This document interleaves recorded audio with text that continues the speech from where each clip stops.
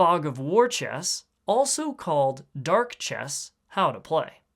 The rules are the same as regular chess, except for these changes. For a refresher of those rules, check out this video. The object of the game is to capture your opponent's king. Each player can only see their own pieces and any space their pieces can move to. If you can't move a piece to a space, then you can't see what's there. This game must be played with multiple chessboards and an umpire, or online. There is no check or checkmate.